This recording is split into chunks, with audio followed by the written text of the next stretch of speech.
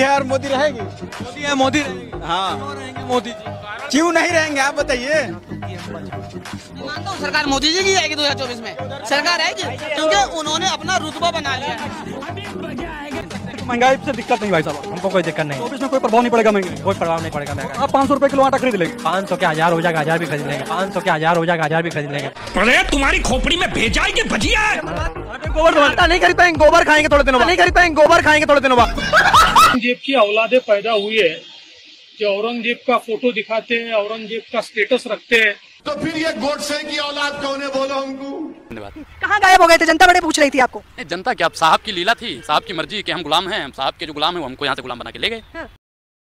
दोस्तों फिर से एक बार इस अंधभक्त के ऊपर वीडियो लेकर आ चुका हूँ। अंधभक्त का कहना है कि सबके आंखों में ऐसा पट्टी आ जाएगी कि सबके सब अपने आप फूल की बटन को दबाएगा, यानी बीजेपी को वोट डालना पड़ेगा। तो आप समझ सकते हैं ऐसा माहौल बनाया जाएगा कि सब लोग हिंदू मुस्लिम करके वोट डालेगा। तो आइए देखते हैं लोगों का क्या राय है, नेक्स्ट पीएम कौन बनेगा। तुम्हारी ना आंखों में अपने आप ही पट्टी ऐसी लग जाएगी और हाथों में बटन ऐसा आ जाएगा, तुम खुद फूल को दबाओगे, तुम खुद फूल को दबाओगे। समझाओ। माहौल बनाएंगे, वो माहौल ऐसा बना देंगे, वोट डालना पड़ेगा। हाँ, डालना। हिंदू मुस्लिम का मुद्दा ना हुआ तो तब बताना। बड़ी अच्छी बात है। माँ बाप को लाश नहीं सौंपे हैं मथुरा में, रात में 12 बजे जला दिए हैं। आपकी औकात बता रहा हूँ सर। और ये बात गलत है, क्राइम कम हो गया है, क्राइम कोई कम नहीं हुआ, क्राइम दिखाना कम कर दिया है क्योंकि सारे न्यूज चैनल मोदी मीडिया के नाम से जाने जाते हैं। मोदी ने बाप रे, ये तो धोती खोल रहा है। कह रहा हूँ सीधी आज 2024 में बीजेपी आएगी। अब्बू आ रहे हैं, चरम पर है। मोदी की भक्ति का चश्मा लगा हुआ है, इसको उतार लीजिए वरना शादी के बाद भीख मांगेंगे, शादी के बाद भीख मांगेंगे। महंगाई से दिक्कत नहीं भाई साहब, हमको कोई दिक्कत नहीं। 24 में कोई प्रभाव नहीं पड़ेगा महंगाई, कोई प्रभाव नहीं पड़ेगा महंगाई। आप 500 रुपए किलो आटा खरीद लेंगे, 500 के 1000 हो जाएगा, 1000 भी खरीद लेंगे। 500 के 1000 हो जाएगा, 1000 भी खरीद लेंगे। अरे तुम्हारी खोपड़ी में भेजा है कि भजिया है? मुझे लगता है ये आटे को गोबर की तरह समझते हैं। आटे गोबर तो आटा नहीं खरीद पाएंगे, गोबर खाएंगे थोड़े दिनों बाद, नहीं खरीद पाएंगे, गोबर खाएंगे थोड़े दिनों बाद। ये तो वही है मोदी जी वाले, झोला उठाएंगे चल देंगे। महंगाई है, रोजगार है, सबके समस्या ही समस्या। अरे सर जब अच्छा काम हो तो महंगाई तो होगी। महंगाई है, इससे ज्यादा क्या होगी? कल रोटी खाने जाओ 150 रुपए, कहीं जाओ 150 रुपए, कहीं जाओ 200 रुपए, कपड़े पहन लेने जाओ 1000 रुपए, 1500 रुपए कपड़े। रामराज आ गया मोदी जी है तो। रामराज आगा, मोदी ने क्या कर दिया? कौन सी महंगाई कम हो रही है? तो डंका बज रहा है फिर। अरे कहीं भी सब झूठ बकवास है सब। जो विदेश में जो इतना इज्जत है मोदी जी की। अरे कुछ नहीं है बाबू, कुछ नहीं है, हम तो अपने यहाँ देखते हैं, अपने यहाँ कुछ नहीं किया, हमारे यहाँ कुछ नहीं। अब जनता धोखा ना खाए। क्या हुआ? 40 रुपए सीएनजी दी, 80 रुपए मोदी ने करवा दी। कमाई भी तो 25,000 हो गया, 30,000। कमाई किसकी है? तुम्हारी कितनी तनख्वाह है? हमारी तो चलिए है, तुम्हारी कितनी तनख्वाह है? 15,000। तुम्हारी जब तुम्हारी 15,000 है तो हमारी कितनी होगी? हमारी तो 8,000 भी नहीं मिल रही।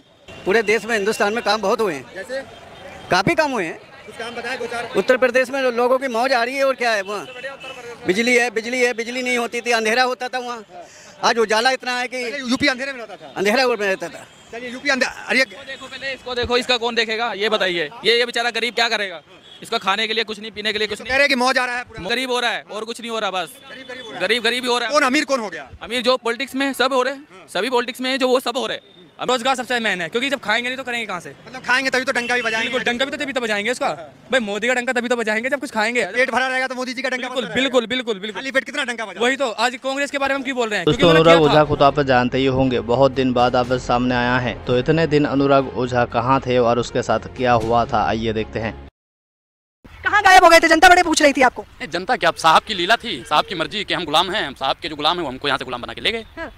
बताइए, बड़े दिन बाद कैमरे के सामने रूबरू हुए हैं, क्या कहना चाहेंगे? मैडम देखिए, हम यहाँ पे मतलब पटेल चौक में जब पहलवानों का प्रोटेस्ट चल रहा था, उसके बाद में यूपी पुलिस ने हमें उठा लिया, बोले ये मोदी और योगी पे अभद्र टिप्पणी का तुम पे इल्जाम है। मैंने कहा चलिए हमारा इल्जाम है तो और क्या, तो वही अभी थे। फिर उसके बाद किसने उठा लिया था? तमाम लोग कह रहे थे कि डर गए हैं, गायब हो गए हैं। मैडम डरना, जब हमारे पूर्वज इनके अंग्रेजों से नहीं डरे तो हम इन अंग्रेजों से डर जाएंगे, हम इन माफी वीरों के वंशजों से डर जाएंगे। मैडम तो आरोप तो बड़े लग रहे थे कि कोई ट्वीट नहीं, कोई रिट्वीट नहीं, कोई वीडियो नहीं, लगता है अब तो चले गए हैं। बताएं, हमारे पास फोन नहीं था, फोन दे देते ना हमको तो हम वहीं से शुरू हो जाते। फोन नहीं था तो कैसे कर देते? ट्वीट करते, रिट्वीट करते। भैया हमारे पास फोन तो था नहीं, अभी भी हमारा फोन थाने में जमा है, तो आप बताइए मैडम कैसे ट्वीट और रिट्वीट करते? इस बीच में क्या क्या हुआ अनुराग आपके साथ? कहने पिटाई कुटाई सब कुछ हो गई। मैडम देखिए, दिखा तो सकते नहीं कि कहाँ कहाँ पिटे हैं भाई।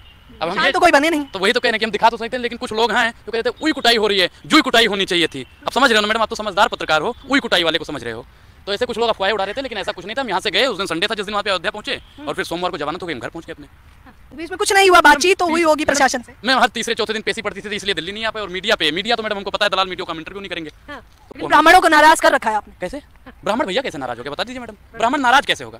योगी के राज में रहकर भी योगी की तारीफ नहीं। नहीं मैडम, ये हमसे नहीं हो पाएगा। मेरे लहजे में जी हुजूर न था, इससे ज्यादा मेरा कसूर न था, इसलिए तो मुझे वहाँ पे उठा लिया। अब हम भी मोदी जी वाह योगी जी वाह के नारे लगाते तो हमें जेड+ की सिक्योरिटी मिल जाती। हो सकता है कि आज हम चल रहे हैं ना भैया, रेड कार्पेट बिछा दिया जाता। और इंटरव्यू भी लेने वाले भी बदल जाते। हो सकता है आपकी जगह रूपका लियाकत होती या श्वेता जी होती या अंजना ज्यादा होती। क्यों अनुराग? खुशी समर्थन में कोई नहीं, इकलौता ही चलना पड़ा। एक चीज बताएं, हम तो भगवान से कहते हैं भगवान जी संकट से हनुमान छुड़ावें और गोदी मीडिया से भगवान बचावें। हमें गोदी मीडिया वाले न मिले और चाहे 10 दिन खाना न मिले, लेकिन गोदी मीडिया में न मिले।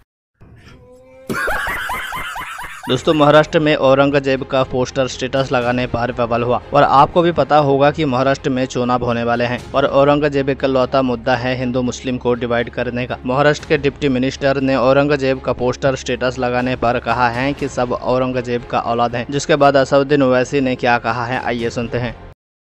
औरंगजेब की औलादे पैदा हुई है कि औरंगजेब का फोटो दिखाते हैं, औरंगजेब का स्टेटस रखते हैं। फिर गोडसे की औलाद कौन है? आपटे की औलाद कौन है? मदन लाल पावा की औलाद कौन है? कल अगर कोई संघी आरएसएस या अंबेडकर का दुश्मन या मुसलमानों का दुश्मन या संविधान का दुश्मन लफ्ज जिहाद बोला तो बोलना रे चुप। अब सुनो, तुम्हारी तारीख को जानता हूं मैं, तुम्हारा शिजरा खोल सकता हूं पूरा। ये एक आदमी का नाम था आपटे, एक आदमी का नाम था मदन लाल पावा। आपटे कौन था, मदन लाल पावा कौन थे मालूम आपको? नहीं मालूम, पढ़ते नहीं ना। बहरहाल ये आपटे मदन लाल पावा गोडसे के साथ मिलकर महात्मा गांधी के कत्ल के मुजरिम हैं। इन्होंने महात्मा गांधी को कत्ल किया। तो ये जो आपटे हैं इन्हों शादीशुदा थे, आपटे शादीशुदा थे, मगर चोंच मारने की बीमारी थी इनको। अब ओल्ड सिटी के हैदराबाद की जबान में बोलते मियां बुढ़ा हो गया, दीवारा कूदना छोड़ दे। तो मैं नहीं बोल सकता, मगर बोलते मैं नहीं बोलता हूं, उसमें भी बोलता हूं आपको। तो आपटे क्या थे, शादी कर लिए मगर रंगीले थे। तो आपटे क्या करे, एक क्रिश्चियन बच्ची थी उसका नाम मनोरमा था, उससे इश्क में मुब्तला हो गए। शादीशुदा थे, उससे रंगरलियां मना रहे थे। उन्होंने बंबई में पढ़ते थे तो इन्होंने जाके इनको चौपाटी पे लेके जाते थे और इसको बोल के गए कि मैं दिल्ली जा रहा हूं। बोले नहीं कि गांधी को मारने जा रहा हूं, मैं दिल्ली जा रहा हूं, फिर बाद में आ तो अपन फिर मिलेंगे। दिल्ली गए और गांधी को मारने से पहले अपने मां बाप की पसंद की बच्ची को भी देख के आए कि इससे शादी करूंगा। उसको ले जाके साड़ी भी दिए। अब इसको क्या बोलते बोलो, शादीशुदा है और फिर आप एक से इश्क करा रहे हैं, उसको भी धोखा और जाके तीसरी को बोल रहा मैं तेरे से शादी करूंगा। और फिर गांधी को कत्ल करने के बाद वापिस आकर मनोरमा के साथ मनोरमा कर रहे थे। एग्जाम्पल दिया हूं, अगर और दूंगा तो बहुत तकलीफ हो जाएंगी बीजेपी संघ परिवार वालों को।